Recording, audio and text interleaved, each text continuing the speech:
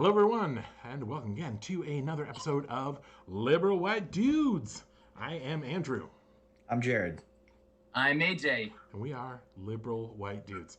Lots to talk about tonight because a lot has happened since our last episode in the news, and then also to get to the meat of our episode, which you've already seen on our title card. You know what it is, but we'll get there just a second. Let me say that once again, yesterday, Trump lost. I think Again.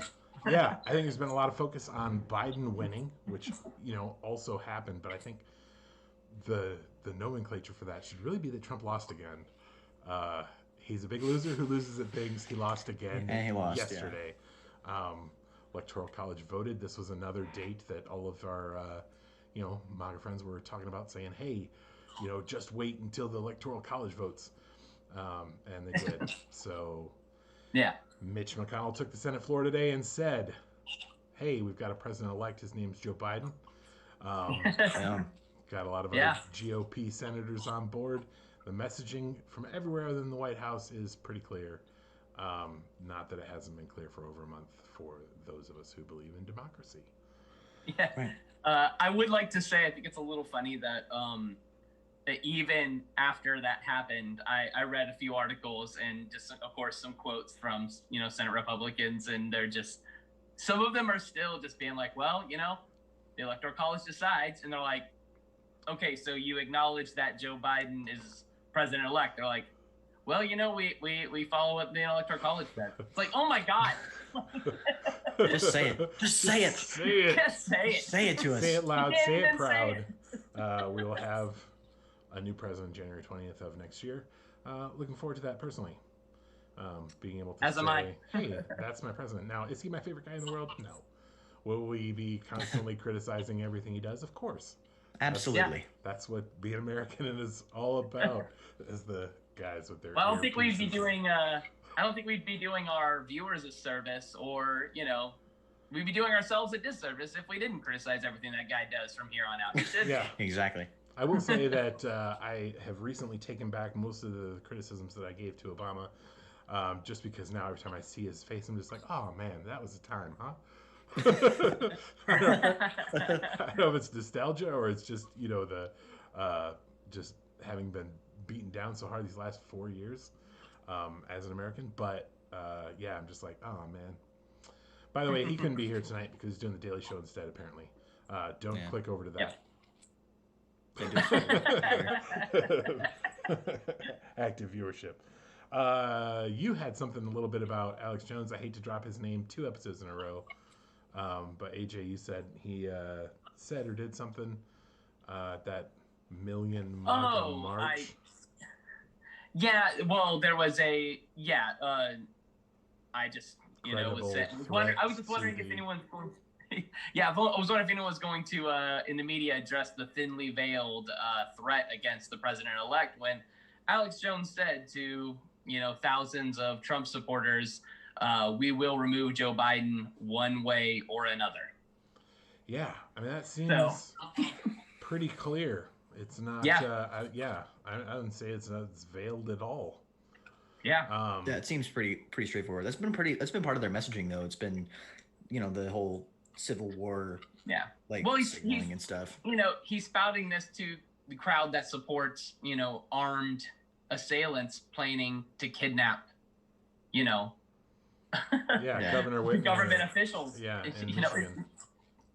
In Michigan. And I mean, and they're cheering in response to this, like, yeah, that's what we're gonna do. It's like, do you guys understand that's what you're saying? Like, it's madness. Yeah, where the Secret Service at?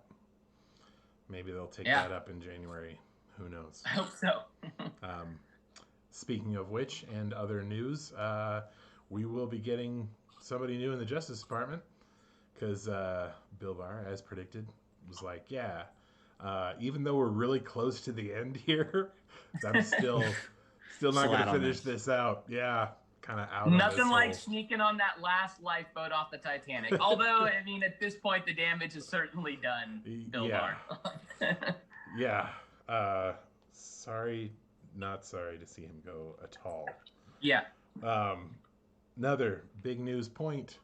Biden has nominated Pete Buttigieg as his transportation secretary. So he'll be the youngest cabinet member ever, I guess. He's turning 39, which I guess is super young. And I guess when you look at our current president or president-elect or, half of the senators in Congress, they're old enough to be his grandparents or whatever. Yeah. Does he call him Pop Pop behind closed doors? We'll figure that out later. After some investigative journalism, we'll see what we turn up. Yeah, it was a Happy or Pop Pop? What do you think it is? It was a backhanded compliment from Amy Klobuchar today, where she was like, "We welcome Pete and all of his small government experience to local government experience to Washington." Yeah, lots of people were like, "See, she's making nice," and I was like, "Is that what that is, though?" It doesn't seem like it. Sounds like a dig. Sounds like the same shots across the bow that she did during the primary, where she was like, "What the hell do you know about government? Why are you up here with the rest of us adults?" Yeah. All right, so that was big news since our last episode. Let's dive into cancel culture. Who here can explain even what that is? I mean, I can take that. It's just basically finding things about people that are basically pulling people's careers down or their lives down for saying stuff that's racist or homophobic or bigoted, usually in some way, is usually the place that comes from. It's basically just a modern form of ostracism, essentially. It's where we try and thrust people out of their social or professional careers, livelihoods, because we feel they no longer deserve that because of their actions. Example. A great example would be, although I'll have a small counterpoint to this, but J.K. Rowling, one that comes to mind, while she has a huge following and created some very worldwide beloved art. You're a huge fan. She came out with some transphobic comments, some transphobic views, and people called for the cancellation of J.K. Rowling, which is essentially boycotting her work, boycotting her career, and basically, for some of us, it seems like throwing the baby out with the dirty bathwater in a way. But I mean by that is some people didn't really respond the way I think the original people behind that were hoping. I believe when that first all started, J.K. Rowling's book sales went up. So it sometimes has, I think, the opposite double-edged effect, sword there. But that would be like a good example of one. But I mean, there's been all kinds, especially this year. Yeah, 2020 has been full of people trying to cancel people or people actually canceling people. J.K. Rowling, I had her sort of down on my list because I know you're a huge fan. I'm also a huge fan of the Harry Potter stuff. I feel like I can separate her from her art. I look at myself, though, and I go, hey, am I a hypocrite? Because I can't listen to Michael Jackson's music anymore. I can't. Right. I don't throw on a Bill Cosby comedy album. What for me is what's the defining factor for me as far as what somebody did versus now, granted, the two gentlemen I just mentioned obviously, actively harmed people in a physical way. So and are horrendous on a level that J.K. Rowling was not. Yeah, I mean, maybe that's where, maybe I just have my own personal line and I'm not sure, what it takes to cross that and maybe how much I love your art. I think there's a few factors really to consider. One of the things I think that differentiates J.K. Rowling from some of the examples you gave, a big one, I think, and this is what it is for me, why it's easier to separate her from maybe, say, others, is one, certainly the nature, I think, of what was said or done. But beyond that, also, it's easier in some ways to separate J.K. Rowling from her work. She's a writer. Similarly, I don't think very highly of Woody Allen as a person. I have some, thoughts on who he is as a person. I believe accusations that have been made. Yep. But at the same time, I do still enjoy a lot of his films. I think that for me, it seems like it can be harder when you actually have to really see that individual, whether it's an actor you're literally seeing on screen or someone's music, you're literally hearing their voice and you're just that connection is like right there. Whereas with J.K. Rowling, I can say I can still appreciate this work that you created, but you as a person, I kind of don't like at all and don't agree with at all. But it's very different, like you said, when it comes to the nature of what they did or said. Yeah, and I know it has to do with how much people are invested in their stuff as well. Ellen DeGeneres was famously sort of canceled earlier this year, but not really, right? Yeah, right. I don't watch the Attempted. Ellen show. Like, I like some of her old comedy bits, but whether or not she's canceled doesn't affect me really. I'm like, oh, okay. Yeah. Yeah. Oh, she's really mean behind the scenes, like pretty much every other celebrity. I guess not every other celebrity touts kindness like she does, but okay. Yeah. Well, you bring up a good point too, where there's certainly some that are more canceled than others. Extra for canceled. some it wasn't. I mean, it's really very much case by case, I think. I mean, you can look at certain careers and see how they were able to kind of slowly build their way back, walk their way back in to wherever they were. And some it was just a mere mention. Recently this year, Jimmy Fallon was put on the hot seat because there resurfaced some blackface on SNL, and it was Chris a different Rock time. impression. And it was disgraceful. It was terrible that they did it then. It should have never been done. And at the time, but so he owned it. A lot of people canceled him, but still the host of the show. Yeah. Still has millions of followers. He just kind of moved on. So it seems like some careers tend to survive this, while others you never hear from again. # Kevin Spacey. So, Yeah. And again, I think in Kevin Spacey's, I loved Kevin Spacey. I love a ton of his work, man. Right. But when I heard about that, it was just like, well, okay, so he's out. You know what I mean? Like, yeah, he doesn't get to do house cards anymore. He doesn't get big movie contracts. Yeah, because that's horrendous. Yeah, agreed. So yeah, I can definitely get on the cancel train. I feel like one of the things that liberals do, we're only successful at canceling our own, right? I mean, there's no. Can I provide maybe the reason that is? I think that's because that's how it is effective. It's only effective against people who hold the same values, because if your audience is a bunch of liberals and then you say, hey, that guy's like a racist or whatever, then your audience of liberals will be like, oh, we have to get out of here. But if your guy is like a non-liberal leader, is some like conservative guy, it's Let's like, use oh, he's Rush racist. Limbaugh It's like, oh, and well, his yeah. soft, shitty body as an example. Because you can't cancel Rush Limbaugh on Twitter. You can't, because his viewers don't value that they don't care. Yeah, here's a clip of Rush Limbaugh being racist just today and yesterday and the day before, and hey, this month and also this year. Right. Cancel Rush Limbaugh, and they're like, no, that's one of the reasons I listened to that guy. Well, It was funny. I was kind of reading up on it a little bit before our show today, and even going back to the Republican National Convention,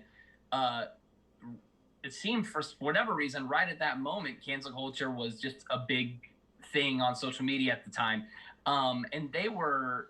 It's to your point, Jared. They were bragging about it. They were touting the fact that they don't buy into cancel culture. They refuse to do it, and in a way, they kind of have to, because their president was Donald Trump. And you could just spend all day listing the reasons that guy should be canceled. Horrendous things that he's done. Well, and it's the same reason when you point out all these horrendous things about Donald Trump, and they say, I don't care. I don't care. Yeah. I don't care that he did that. I don't care that he or said don't believe that he said that. He really did that. Yeah. Some people don't. Some people don't even believe it. Some people will watch videos of him and not believe that it's like what he said is what he said. Yeah. Like they'll watch a video and they'll be like, nah, that didn't happen. Like, well, what? Yeah. Or more often I find they simply don't care. Yeah. Yeah. Exactly. Care. Or even cheer it up. I mean, it's different flavors of the terrible things that he's done. Yeah. Where they're like, well, but. Yeah. Which again is just so laughable and kind of sad at the same time to me, because we're talking about the party of family values here. Yeah. I do a solid right-wing impression, by the way. Everyone who's ever gotten a microphone in front of their face at one of those rallies who just goes, yeah, well, You know that person, right? Yeah, seems accurate. Just put that in your YouTube search, and you'll know who I'm talking about. Yeah. Um, that was sort of a lead-in, sort of a segue there to my least favorite cancellation, which is Al Franken. Um, Agreed. R.I.P. His Senate career. We don't take down anybody that big on the other side. You know, I mean, No, not even close. no. You know, it's so easy for conservatives to run, just a little bit of a smear, a little bit of a ad campaign, and for us to take the baton from them, you Yeah. know, and run that person Yeah. into the ground. Yeah. How do we do that better? Well, it's like Jared said. I mean, it really requires there needs to be you would think we already have this, but a universally accepted set of values. The problem is with someone like Al Franken, and you take what he did, which was, if you're, I don't want to split hairs or anything, but like start comparing that to some of the more inappropriate things that Donald Trump has done. It's like you said, how Not come close. we can take down our own, but we can't take down theirs? Well, for one, when this came to light and all this broke, Al Franken just took it. He stepped down. He said, "You're right. That's the right thing to do." Yeah. There's no one on the other side of the aisle that's going to do that.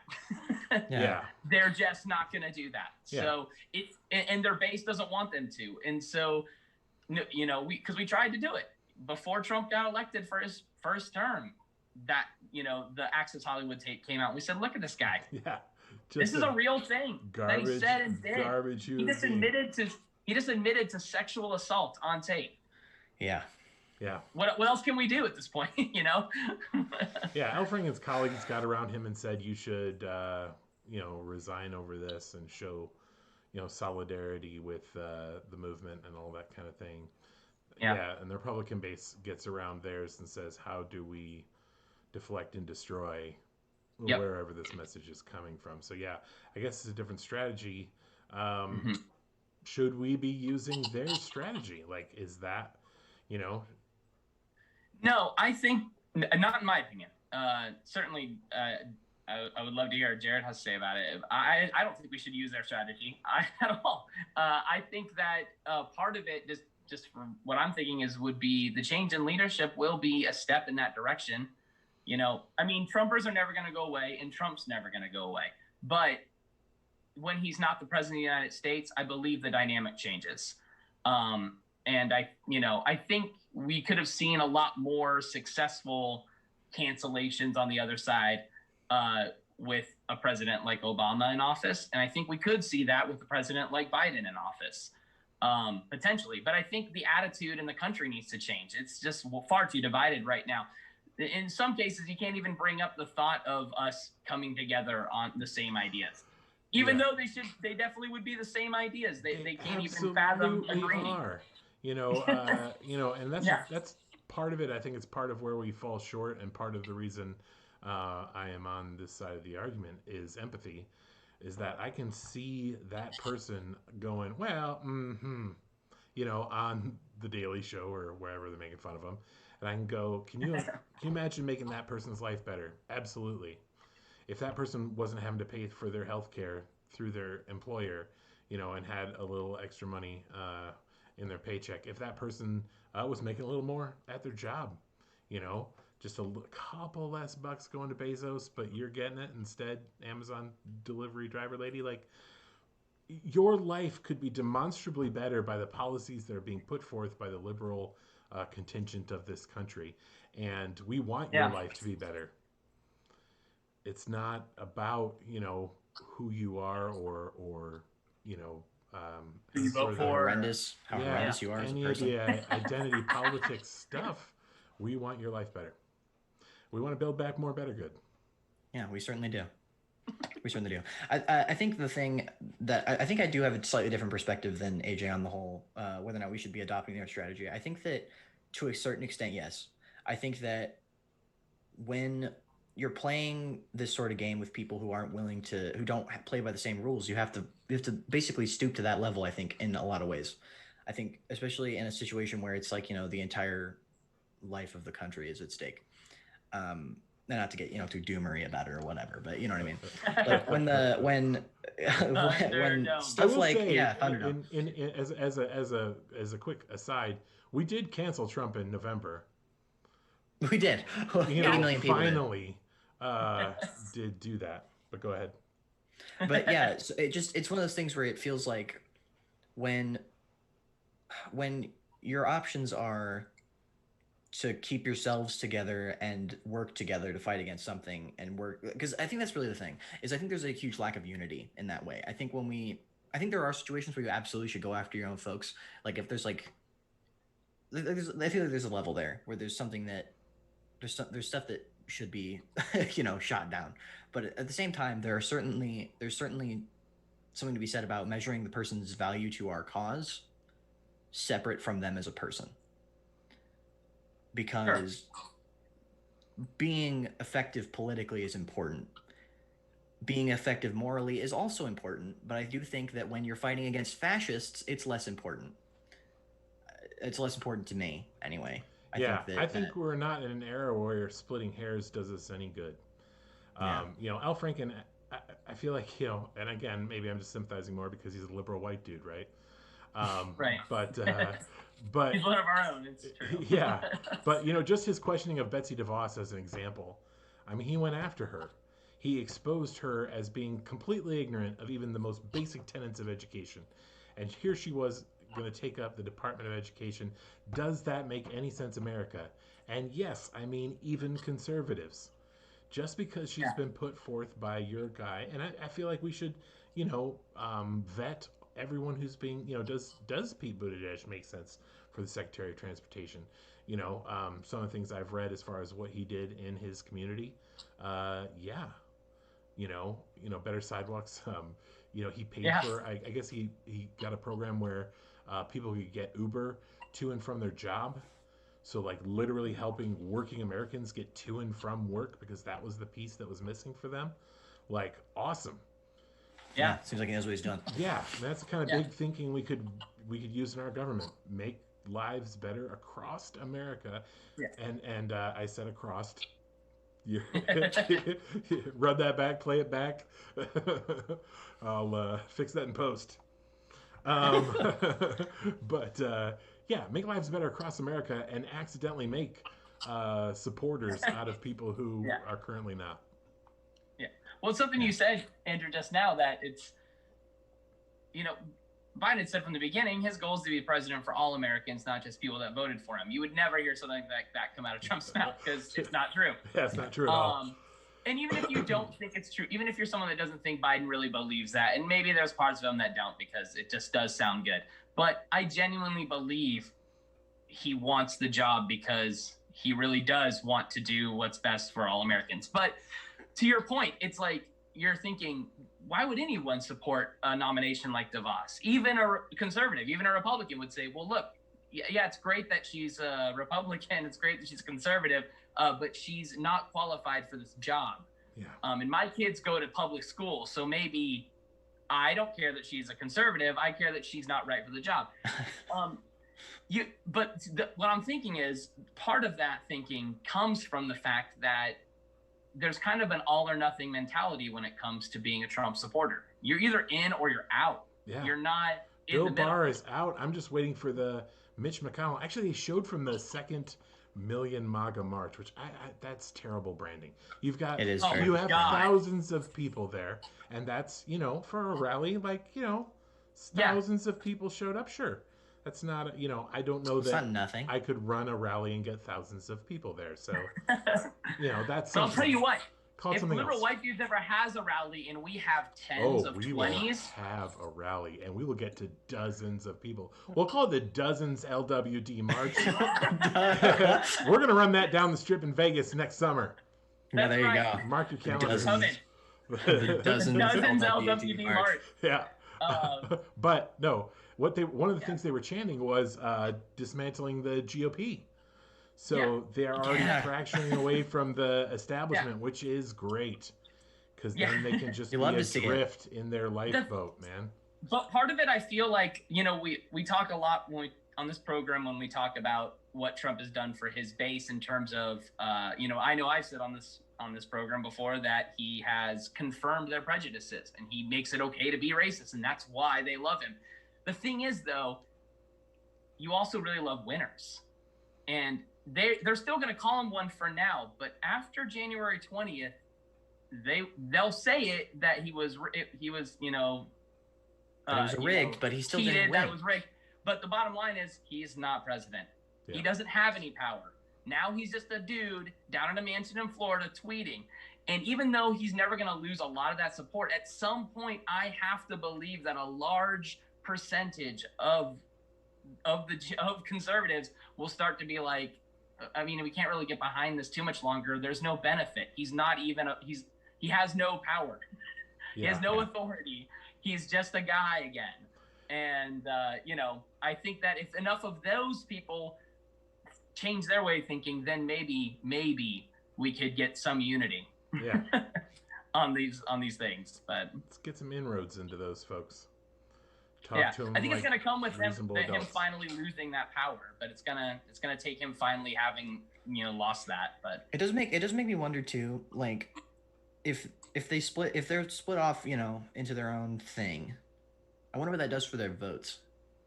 Yeah, I wonder what that means for their candidates and stuff. Good question. My thought would be it would be awesome if they brought their own candidate to battle 4 years from now. True. They have a candidate. The Republicans have a candidate, and the Democrats have a candidate. And then Democrats have a candidate because we then will crush. We just single. That's a slam dunk for us. Yep. Yeah, that would be the worst nightmare for the GOP. Yeah, it would. You want to never have any power ever again? Yeah, it'll be awesome. Yeah, that would be nice. Yeah, I'd be into that. It's a roadmap. Yeah. Somebody write down #roadmap. There you go. All right. Well, hey, we have once again come to the end of our time. We didn't cancel anybody in this episode. Sorry if that's why you tuned in. We'll try and cancel somebody next time. We have another Beefing Over Turf coming up not too shortly. Apparently, Ben Shapiro is one of the top person who gets eyes on Facebook. That was news to me that recently fell to me, and I was like, ooh, gross. It is gross. I agree. So we'll do a bit of a Beefing Over Turf with him. Of course, we also have our upcoming holiday special. When's it going to be? I don't know, but we're going to keep teasing it until we do it. And then there's going to be, of course, the sweater and the jingling of the bells. I think we should set a date for that this week. Get that out. People can mark their calendars. Yeah. For jingling the bells. Sit and watch us eat a couple of figs. Newton form is fine. Probably, yeah. Yeah, probably will be Newton form. Some top 5 lists. Who knows? Gift exchange. And drink some eggnog. Before our official goodbye, I would like to say sorry to AOC. Alexandria Ocasio-Cortez. We have run out of time again, and she will not be appearing on this episode. But hopefully, in the near future, we will find some time. We will. We'll make it work. We'll make it. Let her talk to our subscribers. Get that extra help that she needs with her campaign. Yeah, absolutely. Get that support. Really rally the LWD. All right. Thanks, everybody.